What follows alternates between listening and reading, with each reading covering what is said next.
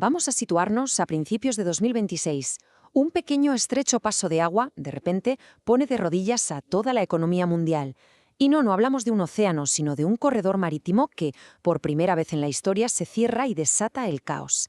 Vamos a analizar cómo pudo pasar algo así.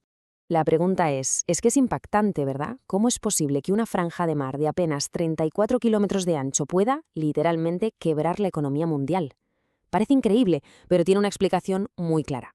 Pues aquí está la respuesta, y es una sola cifra, 20%, un 20%. Por este único punto pasa una quinta parte de todo el petróleo que consume el mundo cada día. Así que claro, cuando esta arteria se bloquea, el pulso de la economía global sencillamente se para en seco.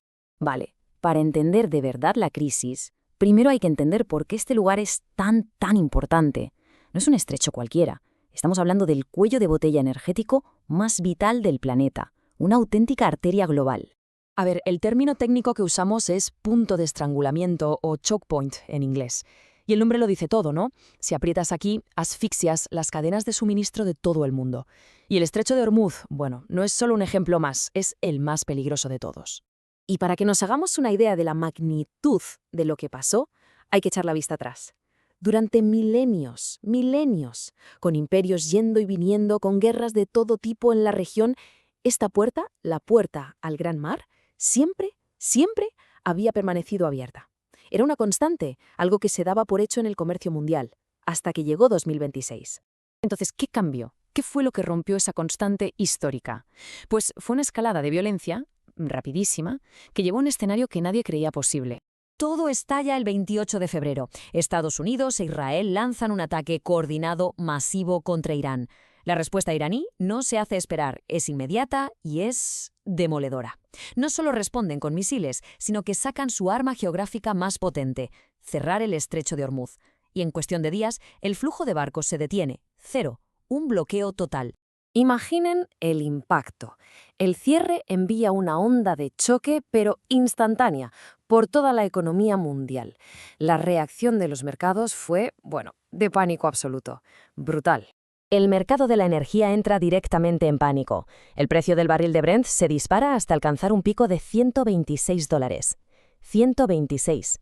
Una cifra que nos recuerda a las peores crisis energéticas de la historia, una cifra que hacía años que no se veía. Y es que la subida fue vertiginosa. En apenas una semana, el precio salta a más de $25. Cada nuevo titular, cada confirmación oficial de que el estrecho seguía cerrado, era como echar más leña al fuego de un mercado que ya estaba al borde del colapso. Y es que no hablamos de una simple reducción del tráfico, no. Hablamos de una paralización casi total. El tráfico de barcos se desplomó un 97%. Es casi un cese completo. La imagen era tremenda. Más de 150 barcos petroleros y de mercancías anclados, parados a las afueras del estrecho, esperando en un limbo geopolítico súper tenso. Pero el petróleo, con ser gravísimo, fue solo el principio. El efecto dominó no tardó en llegar, y el pánico se extendió a un sector que nos toca a todos de una forma mucho más directa, la comida. Y la advertencia de la FAO, la Organización de la ONU para la Alimentación, fue una auténtica llamada de atención. Su economista jefe, Máximo Torero, puso sobre la mesa el temor que recorría ya todas las cancillerías del mundo, la amenaza de una crisis alimentaria a escala global. Lo que se estaba gestando era literalmente la tormenta perfecta para los precios de los alimentos. Vamos a ver por qué. Primero, los fertilizantes. Un tercio de todo el comercio mundial de fertilizantes pasa por Hormuz. Cortas eso y la agricultura sufre. Segundo, los costes de la energía. Con el combustible por las nubes, cultivar y transportar alimentos se vuelve carísimo.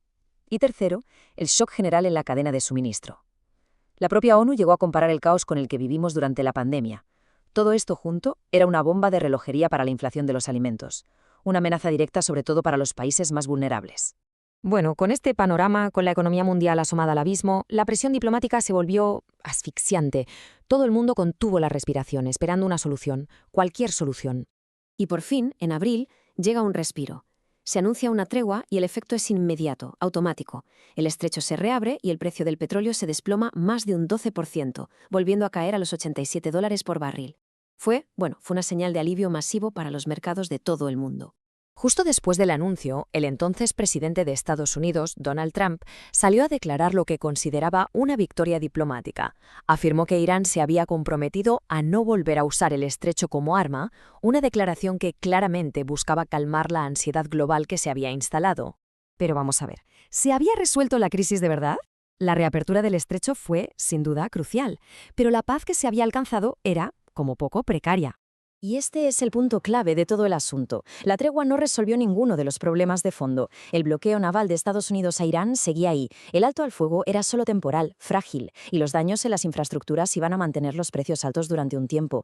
Pero sobre todo, lo más importante fue la lección que el mundo entero aprendió por las malas. Una lección brutal sobre lo increíblemente vulnerable que es nuestra cadena de suministro global. Así que sí, la arteria está abierta otra vez, y eso ha permitido que la economía mundial vuelva a respirar. Pero el paciente sigue en estado crítico. La calma que vemos ahora es solo temporal, y la pregunta que queda flotando en el aire es tan sencilla como aterradora. ¿Qué va a pasar la próxima vez que la tensión vuelva a escalar? ¿Qué pasará cuando esta puerta, de la que todos dependemos, vuelva a amenazar con cerrarse?